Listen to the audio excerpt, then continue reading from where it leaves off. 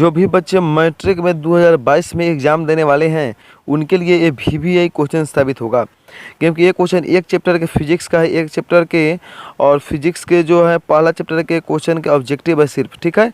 और इसके बाद हम पार्ट 1 आज अपलोड कर दे रहे हैं, उसके बाद पार्ट 2 भी अपलोड इसका करके हम आप लोग को पूरी सोल्व करा देंगे, क्योंकि लॉकडाउन की वजह से सभी बच्चे तो नहीं पढ़ पाए, इसलिए हम सोचे हैं कि इसको ऑनलाइन क्लास के दे करके क्यों ना इसको कवर कर दिया जाए सिलेबस को।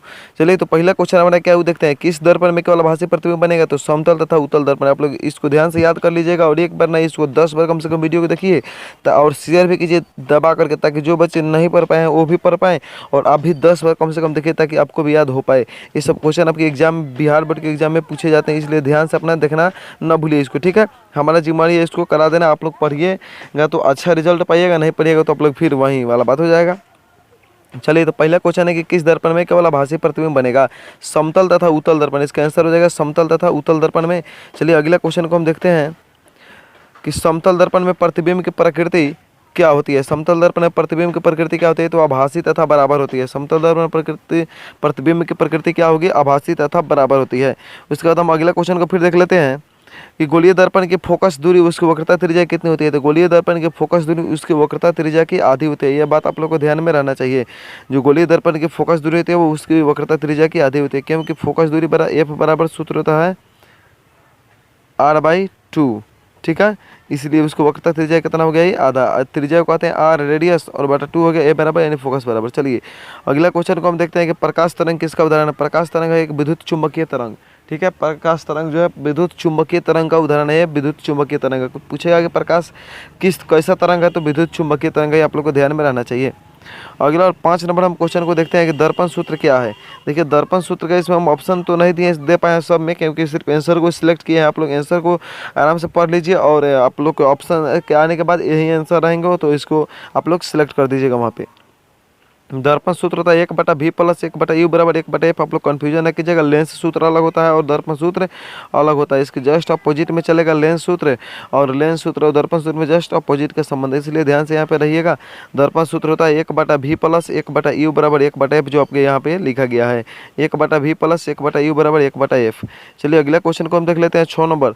गोलीय दर्पण में फोकसांतर, यहाँ पे थोड़ा टाइपिंग में गलती हो गया, फोकसांतर होना चाहिए। फोकसांतर एवं वक्रता त्रिज्या के बीच कैसा संबंध होता है? तो फोकसांतर एवं वक्रता त्रिज्या के बीच संबंध होता है F बराबर R/2, यानी आधी का संबंध होता है, वो अभी हम बता दिए हैं। और इसमें देगा आपको इक्वेशन के रूप में, तो F बराबर R/2 हो जाएगा, ठीक है। यहाँ पे सब ऑप्शन में रहते हैं, अपना ऑप्शन में कर लीजिएगा। 2F भी ऑप्शन में रहते हैं तो 2F को नहीं भरना है, F बराबर R/2 जहाँ रहेगा वहाँ पे सिलेक्ट कर लेना है। चलिए अगला क्वेश्चन को देख लेते हैं। अगला क्वेश्चन है कि गोलीय दर्पण द्वारा बना प्रतिबिंब का आवर्धन ऋणात्मक हो। यहाँ पे भी टाइपिंग में गलती है थोड़ा, क्योंकि टाइपिंग मोबाइल से होता है तो यहाँ पे थोड़ा सा हो जाता है। यहाँ पे बर्थडे लिखा गया है, चलिए हम इसको सुधार देते हैं बोल करके, आप लोग ध्यान से देखिएगा। एक गोलीय दर्पण द्वारा बना प्रतिबिंब का आवर्धन ऋणात्मक हो तो प्राप्त प्रतिबिंब कैसा होगा? यहाँ पे प्रतिबिंब होना चाहिए, प्राप्त प्रतिबिंब, प्रतिबिंब होना चाहिए। वहाँ पे बी आधा ब भी लिख सकते हैं, लेकिन हम प्रतिबिंब ऐसे अनुस्वार देकर लिख दिए तो इसका आंसर हो जाएगा उल्टा। यानी गोलीय दर्पण द्वारा बना प्रतिबिंब का आवर्धन ऋणात्मक होगा तो उसका प्रतिबिंब जस्ट अपोजिट बनेगा, यानी उल्टा बन जाएगा। चलिए अगला क्वेश्चन हम लोग का, सोलर कुकर में किस दर्पण का व्यवहार किया जाता है? चलिए सोलर कुकर तो आप लोग जानते होंगे कि सोलर कुकर में अवतल दर्पण होता है, क्योंकि ये आने वाली बाहर के प्रकाश किरणों को रोक करके और ऊष्मा उत्पन्न कर देते ताकि उसमें खाना आसानी से पकाया जा सके। इसलिए कौन दर्पण होगा? अवतल दर्पण का प्रयोग होता है। या सौर भट्टी भी देता है, ऑप्शन में क्वेश्चन देता है कि सौर भट्टियों में कौन सा दर्पण, तो सौर भट्टियों में भी मारिएगा आपका अवतल दर्पण। यानी सोलर या सौर ऊर्जा या सौर संबंधी जितना भी बात रहेगा उसको अवतल दर्पण में टिक कर देना है। चलिए अगला क्वेश्चन है कि मोटर चालक के सामने कौन सा दर्पण लगा रहता है? यानी मोटर चालक के सामने का बात हुआ कि वो ऐसे नहीं कि ट्रक जो है उसके सामने वाला नहीं समझ लीजिए, क्योंकि मोटर चालक, जैसे हम आपको बाइक के उदाहरण देकर समझा देते हैं। बाइक जो होता है, बाइक के साइड में जो रखता है बाएं और दाएं साइड में जो दर्पण रहता है वो उत्तल दर्पण। उसी प्रकार जो भारी भारी वाहनों होती है उसके बाएं और दाएं साइड में जो दर्पण लगा रहता है, जिसमें हम पीछे की गाड़ियों को देखते हैं कि आ रहा है या नहीं आ रहा है, उसके जो साइड के लिए देखा जाता है वो रहता है उत्तल दर्पण, ठीक है। यही होता है मोटर चालक के सामने, यानी गाड़ी चलाने वाले के सामने कौन सा दर्पण, तो वो रहता है उत्तल दर्पण। क्योंकि क्या उत्तल दर्पण की खासियत है कि छोटी सी चीज़ को, बड़ी चीज़ को छोटी करके दिखाता है, ठीक है। इसीलिए उत्तल दर्पण का प्रयोग किया जाता है और अवतल दर्पण में 12 दिखाई देता है।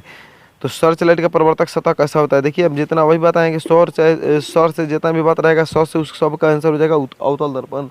इसलिए आप लोग यहाँ पे ध्यान से देखिएगा, इसका आंसर हो जाएगा अवतल दर्पण। चलिए अगला क्वेश्चन देखते हैं कि प्रकाश की किरणें, यहाँ पे किरणें लिखा गया है, टाइपिंग में हो सकता है अशुद्धि, इसके लिए हम क्षमा चाहते हैं कि टाइपिंग तो हम करते हैं लेकिन इसमें थोड़ी बहुत अशुद्धि रह जाती है। 100% तो नहीं लेकिन 5-4% अशुद्धि इसमें रह जाती है, 96% एक्यूरेसी रहती है। ठीक है, तो 4% को अशुद्धि को नहीं ध्यान दीजिएगा, हम बोलेंगे उस बोली पर हमको ध्यान दीजिएगा। ठीक है, प्रकाश की किरणें हमेशा गमन करती है सीधी रेखा में, टेढ़ रेखा में कभी गमन नहीं कर सकते, इतना बात आप लोगों को ध्यान में रहना चाहिए। चलिए अगला जो क्वेश्चन है उसके बारे में देख लेते हैं। अगला क्वेश्चन क्या है, प्रकाश के परावर्तन के कितने नियम। प्रकाश के परावर्तन या अपवर्तन का बात किया जाए तो 2 नियम सामने आते हैं। कितने नियम, 2 नियम। प्रकाश का परावर्तन का बात हो या अपवर्तन का बात हो तो 2 ही नियम मानिएगा। ये सब क्वेश्चन बिहार बोर्ड में पूछे जाते हैं।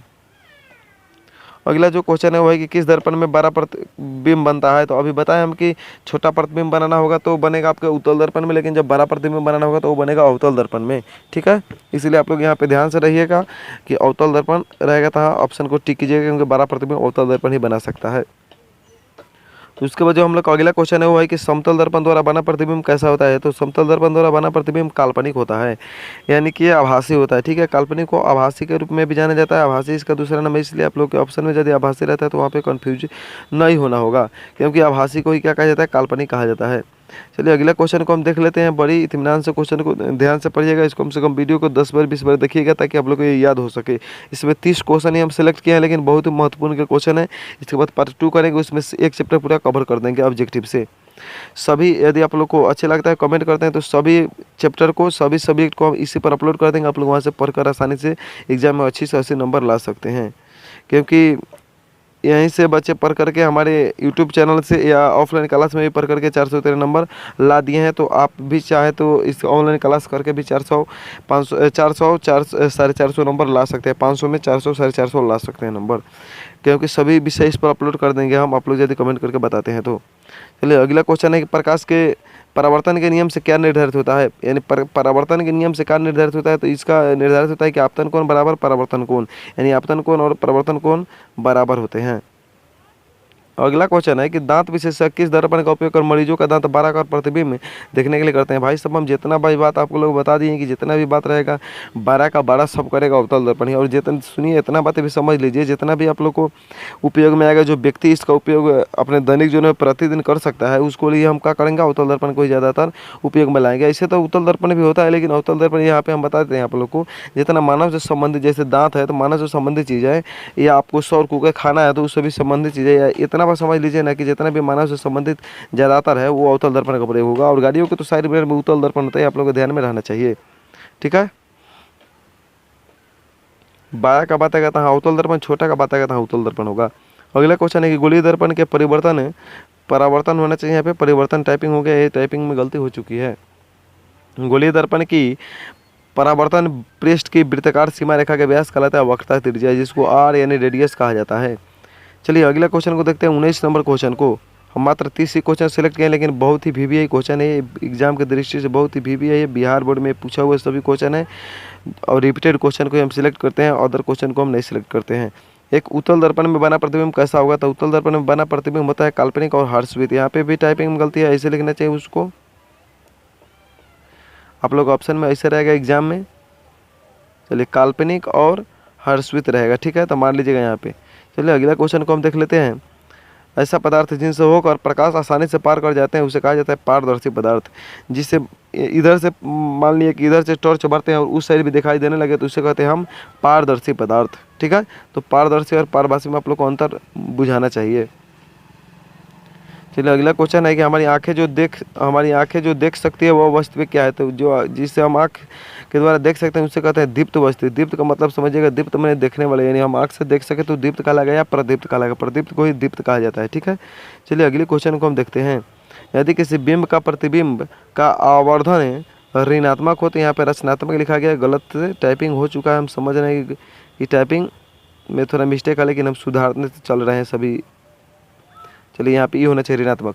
यदि किसी बिंब का प्रतिबिंब ऋणात्मक हो तो उस दिन नहीं, उस बिंब होना चाहिए यहाँ पे बिंब। उस बिंब की प्रतिकृति क्या होगी, उस बिंब की प्रतिकृति हो जाएगी वास्तविक और उल्टा। यदि ऋणात्मक होता है तो वास्तविक और उल्टा होना उसका तय है। चलिए अगला क्वेश्चन है कि किसी दर्पण के सामने आप चाहे जितनी दूरी पर खड़े हो उसका प्रतिबिंब उतनी ही दूरी पर, यूपी यहाँ पे लिखा गया, यहाँ पे उसका होना चाहिए। ठीक है, यहाँ पे उसका होगा, उसका प्रतिबिंब, उसका प्रतिबिंब सीधा ही बनता है। वो किस दर्पण में? तो समतल या उत्तल दर्पण में ये संभव है, दूसरे दर्पण में नहीं। चलिए अगला क्वेश्चन है कि किसी वस्तु का अवतल दर्पण द्वारा बना प्रतिबिंब आभासी तथा सीधा वस्तु से बना पाएगा तो वस्तु की स्थिति कहाँ होनी चाहिए? तो उस समय वस्तु की स्थिति जो होना चाहिए वो ध्रुव और फोकस के बीच यानी पी, पोल और एफ के बीच यानी फोकस के बीच होनी चाहिए। पी और एफ के बीच आप लोग फिगर के माध्यम से 5 नंबर के जब आप लोग को थ्योरी का क्लास होता होगा तो आप लोग कर लिए होंगे वहाँ पे, और इसको समझने का प्रयास आप लोग कर लीजिए क्लास में, ऑफलाइन जहाँ पे क्लास करते होंगे वहाँ पे, कि पी और एफ में के बीच संबंध के बारे में। ठीक है, चलिए अगला क्वेश्चन है कि किस दर्पण द्वारा किसी वस्तु का प्रतिबिंब वास्तविक मिल सकता है? तो वास्तविक प्रतिबिंब यदि लेना है तो अवतल दर्पण का उपयोग करना पड़ेगा, और आभासी या काल्पनिक प्रतिबिंब लेना है तो उत्तल दर्पण का प्रयोग करना पड़ेगा। अवतल दर्पण का प्रयोग ऐसे हम बता दें आप लोगों को कोई, और उत्तल दर्पण का जो प्रयोग होता है दाढ़ी बनाने में भी अवतल दर्पण यानी हजामती दर्पण कहा जाता है, जिसको आप लोग समझते हो कि नाई जाते होंगे बाल कटवाने तो वहाँ पर जो सामने दर्पण लगी रहती है वो होती है अवतल दर्पण। ठीक है, यानी कि उसको हजामती दर्पण या उसे हम क्या उसको बोलते हैं हम हजामती दर्पण के नाम से भी जानते हैं अवतल दर्पण को। अवतल दर्पण को हजामती दर्पण के नाम से भी जाना जाता है, या कहेगा कि आपके सैलून में जो दर्पण आता है वो सब कौन सा दर्पण है? तो वहीं अवतल दर्पण है। ठीक है, चलिए अगला जो क्वेश्चन है वो है कि उत्तल दर्पण द्वारा बना प्रतिबिंब कैसा होता है? उत्तल दर्पण द्वारा बना प्रतिबिंब हमेशा सीधा होता है। ठीक है, उत्तल दर्पण में उल्टा भी हो सकता है लेकिन उत्तल दर्पण में हमेशा वो सीधा रहेगा। अगला जो क्वेश्चन है वो है कि निर्वात में प्रकाश की चाल कितनी होती है? निर्वात में प्रकाश की चाल होती है 3 × 10⁸ मीटर प्रति सेकेंड। आप लोग यहाँ पे कन्फ्यूज न होइएगा, हम 8 को 0 लिख दिए हैं इसलिए क्योंकि इसमें टाइपिंग करने में पावर 8 ले जाने में दिक्कत होता है, इसलिए हम इस पर 0 लगा दिए। इससे कोई आप लोग को परेशानी नहीं होनी चाहिए। 3 × 10⁸ याद कर लीजिएगा। अगला क्वेश्चन है कि काल्पनिक प्रतिबिंब हमेशा कैसा होता है? काल्पनिक प्रतिबिंब हमेशा सीधा होता है, ये आप लोग को बात मालूम चल गया। चलिए अगला क्वेश्चन को हम देख लेते हैं, ये हमारा 28 तक हो गया। अगला क्वेश्चन को देख लेते हैं कि किसी वस्तु का आवर्धित काल्पनिक प्रतिबिंब किस दर्पण से बन सकता है? किसी वस्तु का आवर्धित और काल्पनिक प्रतिबिंब अवतल दर्पण से ही बन सकता है, ये आप लोग बढ़िया से पढ़ लीजिएगा इसको। चलिए अगला क्वेश्चन है कि संयुग्मी फोकस से संभव किस दर्पण में? संयुग्मी फोकस है अवतल दर्पण में संभव है। देखिए इस वीडियो में हम इतना ही कवर कर पाए हैं, 30 क्वेश्चन है, इसको आसानी से आप लोग 10 बार 20 बार देखिए, जब तक याद नहीं होता है तब तक इसको पढ़ते रहिए आसानी से, क्योंकि लॉकडाउन में आप लोग तो पढ़ाई नहीं कर पाए, और यदि इसको भी ध्यान से नहीं देखते हैं तो उसके लिए हम जिम्मेदार नहीं होंगे। आप लोग अच्छी तरह से पढ़िएगा, अच्छे मार्क्स से पास कीजिएगा तो आपका और आपके पिता और माँ का भी नाम होगा। इसको आसानी से 10 बार 20 बार देखिए, और अच्छी लगी हो तो चैनल को सब्सक्राइब कर दीजिएगा और शेयर कर दीजिएगा, और कमेंट करके बताइएगा कि हम इसका पार्ट 2 अपलोड करें या ना करें। ठीक है, आप लोग की कमेंट का इंतजार रहेगा। आप लोग कमेंट करते हैं तो इसको हम करेंगे पार्ट 2, और इसको बहुत ज़्यादा शेयर कीजिए ताकि वो बच्चे भी पढ़ पाएँ जो लॉकडाउन के चलते नहीं पढ़ पाए। मिलते हैं हम आपसे नेक्स्ट वीडियोज में। इससे पहले हमारे एक वीडियोज मैथ का अपलोडेड है, उसके बाद भी एक केमिस्ट्री का भी अपलोड हम कर दिए। उसके बाद जो बच्चे 10th पास करेंगे उनके लिए हम बता दिए कौन सा स्ट्रीम उनको लेना अच्छा होगा। चलिए हम मिलते हैं आपसे नेक्स्ट वीडियो।